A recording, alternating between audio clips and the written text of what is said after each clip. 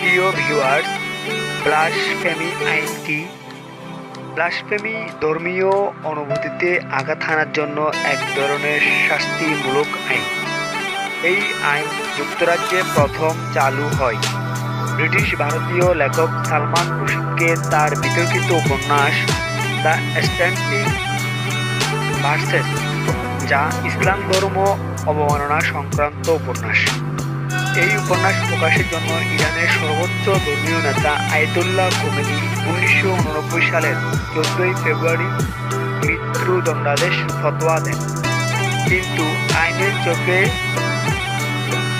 তিনি কোনো অপরাধ করেননি বিধায় তার কোনো বিচার হয়নি। ধন্যবাদ ভিউয়ার্স।